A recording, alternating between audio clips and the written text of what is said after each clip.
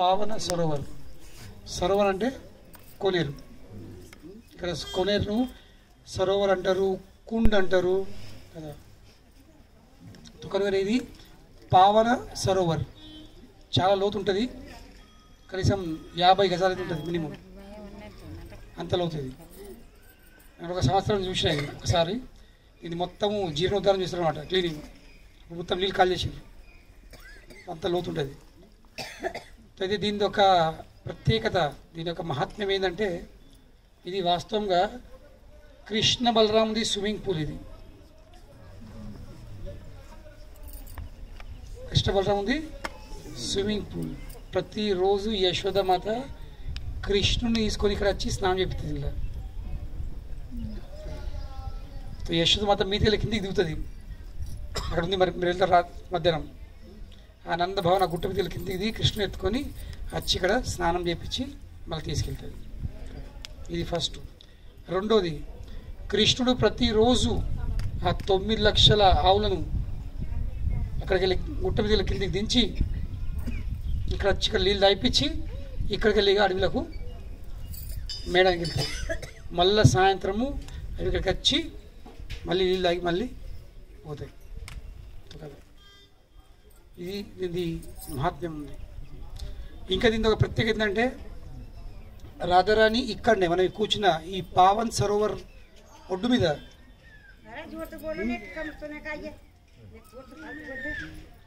అయితే రాధారాణి ఇక్కడ ఈ పావన్ సరోవర్ ఒడ్డు మీద, doctor madam please come here first, don't go, it's very deep, కాలు జారుతుంది. అయితే దుర్వాస ముని ఒకసారి బృందావనంలో వచ్చేసిండు. బృందావనం వచ్చి ఇక్కడి నందగాంకి వచ్చేసిండు. వచ్చిన తర్వాత ఇప్పుడు దుర్వాస ముని అందరూ తెలుసు, ఆయన ఎప్పుడు కోపం ముక్కు మీద ఉంటుంది. కనుకొని ఆయన సేవ ఎవరు చేయాలి, అందరు భయపడ్డారు. సేవ చేసిన అందరూ ఇష్టం, కానీ సేవలో పొరపడైందా ఆశీర్వాదం దూరము, శ్రాపం వచ్చేస్తుంది. మళ్ళీ ఏం శ్రాపం అవుతాడో తెలియదు. కనుక అందరూ భయపడి అద్దు నేనంటే నేను అందరూ ఎన్నుకోడ్డారు. మేము సేవ ఏమైనా అరుచుకోము, ఎవరు కోరితే కోండ్రి, మాకు ఆ వరం వద్దు, ఆ శ్రాపం వద్దు అని. కానీ ఎట్లా ఊరికొచ్చే ఎవరినో ఒకరు ముందుకు రావాలి, ఎవరో ఒకరు సేవ చేయాలి, పెద్ద ఋషి, పెద్ద మహాత్ముడే కదా. కనుకనే ఇక అందరూ భయపడుతున్నారు, ఎట్లా ఎట్లా ఎట్లా అని. అప్పుడు రాధారాణి ముందుకు వచ్చింది, నేను ఆయనకు సేవ ఎత్తాను. రాధారాణి ఏం చేస్తుంది, చిన్న పాప, ఇప్పుడు చిన్న పాప పిల్లలు ఎత్తారు, చిన్న చిన్న పొయ్యిలు, చిన్న చిన్న వంట సామాన్లు అటు ఉంటాయి కదా, పెట్టుకొని ఇక్కడ బ్రజ్ దులితోనే ఇగో ఇది రొట్టె, ఇగో ఇది పప్పు, ఇది అన్నం, ఇవన్నీ చేసి పెట్టింది అనమాట. ఇట్లా దేంతోని, మట్టితోనే. ఇంకా దుర్వాసముని పిలిపించింది. దుర్వాసముని కూర్చోరు, దాన్ని మీ అడ్డిస్తాను. ఇప్పుడు దుర్వాసమునికి మట్టి అడ్డిస్తే ఏమవుతుంది, శ్రాపం గ్యారెంటీ. కానీ రాధారాణి ఇంత ప్రేమకు అందిస్తుంది, అది మట్టి కాదు, అది అవన్నీ రుచికరమైన ప్రసాదం వంటకాలు మారిపోయినాయి కదా. ఆ ప్రసాదం తిని రాధారాణి ఇంత ప్రేమకు దర్చుకున్నది, ఇంత ప్రేమకు వంటకం చేసింది. ఈ దుర్వాసముని కూడా ఆమెకు ఏమిచ్చాడు, ఆశీర్వాదం ఇచ్చాడు, దీవించాడు. ఏమి దీవించాడు, నీ చేత వండిన వంటకం ఎవరు తింటారో వాళ్ళకు ఎన్నడూ కూడా రోగము అనారోగ్యం అన్నది ఉండదు. వాళ్ళు ఎప్పుడు యవ్వనంగా ఉంటారు, వాళ్ళు ఎప్పుడు శక్తివంతులే ఉంటారు అని వరం ప్రసాదించాడు. వెళ్ళిపోయింది, అందరూ తెలిసిపోయింది, అబ్బా రాధానికి వరం దొరికింది, రాధాని ఆశీర్వాదం దొరికింది. అయితే యశోదమాతకి ఈ విషయం తెలిసింది. యశోదమాతకు ఈ కవర్ అందింది, ఈ రాధారానికి దుర్వాసముని వరం ఇచ్చిండని. ఇప్పుడు ఈ నందగాం ఇంకా బర్సాన మధ్యలో 8 కిలోమీటర్స్ డిస్టెన్స్ ఉంది. ఇక్కడ నంద మహారాజు, అక్కడనేమో వృషభాను మహారాజు.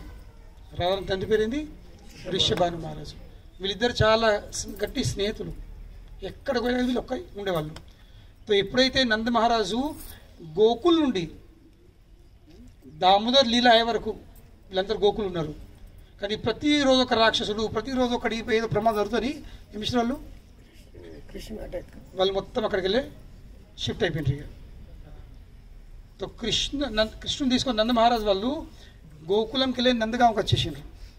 అప్పుడు రావల్, మనము లాస్ట్ డే వెళ్తాము. రావల్ ఇది రాధారాణి పుట్టిన ఊరు. కృష్ణుడు పుట్టిన ఊరేమో గోకులం కదా, రాధారాణి పుట్టిందేమో రావల్. తో వృషభాను మహారాజ్ అక్కడ పరిపాలిస్తుండు రావల్ల. నంద మహారాజ్ ఏమో గోకుల్లో పరిపాలిస్తారు, గోకుల్ మహావన్లు. తో నంద మహారాజ్ ఇక్కడ షిఫ్ట్ అయినరు. తో ఇక వృషభాను మహారాజ్ కూడా ఇక మీరు ఎందుకుంటారు అని వృషభాను మహారాజు బర్సానా షిఫ్ట్ అయ్యారు. తో కనుకనే యశోదమాత ఏ విధంగా అయితే నంద మహారాజ్ ఇంకా వృషభాను మహారాజ్ ఇద్దరు మిత్రులు, అదేవిధంగా యశోదమాత ఇంకా కీర్తిద, రాధారాణి తల్లి పేరేంది? కీర్తిద సుందరి. తో కీర్తిద యశోద కూడా అంతే గట్టి స్నేహితురాలు కదా.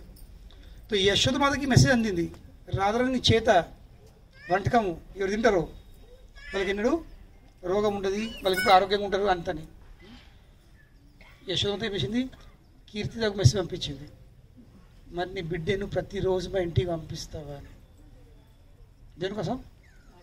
వంట చేయడానికి. నీ బిడ్డ చేత వంట తింటే నా కన్నయ్య ఎప్పుడు ఆరోగ్యంగా ఉంటాడు, మంచిగా బలవంతంగా ఉంటాడు. ఇక కీర్తి ఒప్పుకున్నది. తో రాధారాణి ప్రతిరోజు బరసానాకి వెళ్ళే నందగాంకి వచ్చి ఈ పావన్ సరోవర్ ఒడ్డు మీద 40 పొయ్యిలు పెట్టి, ఎన్ని పొయ్యిలు? 40 పొయ్యిలు పెట్టి ప్రతిరోజు వంటకం చేస్తుంది. కనుకనే ఆ గోలోకంలో కూడా రాధారాణి చేసే వంటకాలు, ఈరోజు వండిన వంట, ఈరోజు చేసిన ఐటము మళ్ళీ ఆమె ఎన్నడూ రిపీట్ చేయదు. మీరు ఆలోచిస్తారు, ఇవాళ ఏమండాలని, నిన్న వండిది, మొన్న చిక్కుడుగా ఆడిది, ఇవాళ ఏమండాలని. కానీ రాధారాణి ఏ ఐటమ్, ఏ రెసిపీ కూడా రిపీట్ చేయదు. ఈ పవన్ సార్ రోడ్డు మీద కూర్చుండి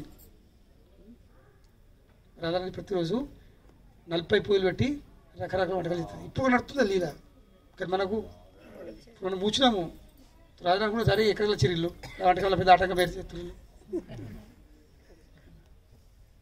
ఎప్పుడు లీల జరుగుతుంది. ఇప్పుడు only thing is we can't see. దీని ఇంకొక ప్రత్యేకత ఏంటి? దీన్ని పావన్ సరోవర్ ఎందుకు అంటారు? Why it is called Pavan Sarovar. ఒకరోజు పొద్దున నంద మహారాజ్ కూడా ఇక్కడికి వచ్చి, నంద మహారాజ్ యశోద కృష్ణ స్వామి వచ్చేవాళ్ళు. తో నంద మహారాజ్ స్నానం చేసి, అంటే స్నానం చేయక వస్తున్నమాట పొద్దున అర్లీ మార్నింగ్ మబ్బుల పూట. వచ్చినప్పుడు ఒక వ్యక్తి ఎత్తు చిత్తుగా 7-8 ఫీట్లు హైటు, పెద్ద కిరీటాలు, వస్త్రాలు, నగలన్నీ వేసుకొని, ఆభరణాలతో సహా వేసుకొని ఇళ్ళకెళ్ళి స్నానం చేసి వెళ్ళిపోతుండు.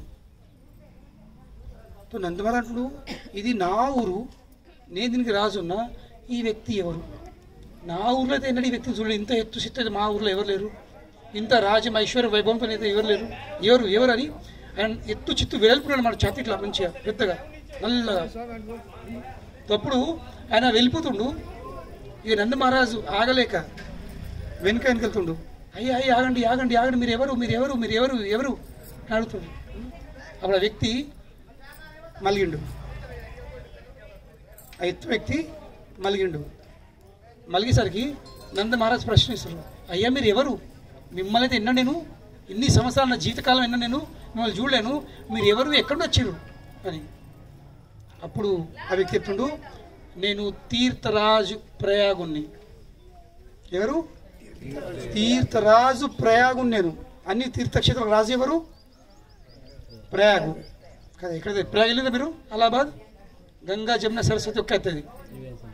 అలహాబాద్కి వెళ్తారంటే అది ప్రయాగు. ఆ తీర్థరాజు ప్రయాగుని అని చెప్తున్నాడు. అయ్యా మరి మీరెందుకు ఇక్కడ వచ్చారు? మీరు ప్రయాగ్ వదిలిపెట్టి మీరు ఇక్కడ వచ్చి స్నానం చేసిన కారణం ఏంటి అంటే, ప్రయాగ్ అంటుండు ప్రయాగరాజు, మొత్తం ప్రపంచంలో జనాలందరూ చేస్తారు, నాందు స్నానం చేస్తారు. స్నానాలు చేసి వాళ్ళు చేసుకున్న పాపాలన్నీ నాందులో విడిచిపోతారు. పాపాలన్నీ నాందులో విడిచిపోతారు. కనుక నేను కలుషితం అయిపోతున్నా. వాళ్ళు ఇచ్చిన పాపాలతోని వాళ్ళు వదిలేసిన పాపాలు నాందులో నేను కలిసిన అయిపోతున్నా. మరి ఇప్పుడు నేను పవిత్రట్లో కావాలి. తో కనుక నేను పవిత్రమయడానికి నేను పావన్ సర్వలచి స్నానం చేస్తున్నా.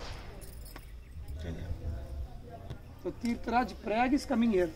అతడు ఇక్కడికి వస్తుండు దేనికోసము తన పాపాలను తొలగించుకోవడానికి. కనుక ఇది పావన్ సరోవర్ అంటారు.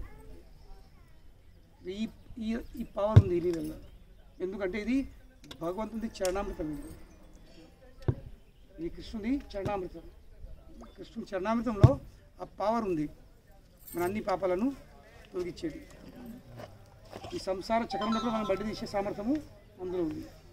కనుకనే మనం ఇక్కడికి రావడం జరిగింది ఈ పావన్ సరోవర్. కనుక అందరూ పోకండి. దగ్గర దగ్గర ఖాళీ బాటిల్ ఉంటే ఒకరు నింపుతారు, వాళ్ళందరూ మీ నీళ్ళు చాలా లోతుంటుంది. ఫోటో సెషన్ కూడా ఎక్కడ చేయకుండా దూరం ఉండదు. ఇక్కడ మొత్తం మెట్ల మీద పాకు ఉంటుంది. కాలు జారిందా ఎవరేం చేయలేదు. దూరంకి వెళ్ళనే ఒక్కళ్ళు ఖాళీ బాటిల్ దగ్గర ఉంటే రింపుని అందరు నీళ్ళు వెళ్తారు. కనుక ఇక్కడ మన హృదయం మన అంతఃకరణము పవిత్రం కావాలని భావంతో మనం నమస్కారం పెట్టి చక్కగా బస్సులో వెళ్దాము. ఇంకా నెక్స్ట్ స్పాట్కి వెళ్దాము. ఎక్కడైతే శివుడు కూర్చుండి ఏడుస్తుండు, శివుడు కూర్చుండి ఏడ్చే స్థలం మనము వెళ్దాం. హరే కృష్ణ. ఎందుకు ఏడుతుండో మరి కనుక్కుందాం. అక్కడ పోయి అయ్యా మీరు ఎందుకు ఏడుతుండే తెలుసుకుందాం అక్కడ పోయి. హరే కృష్ణ.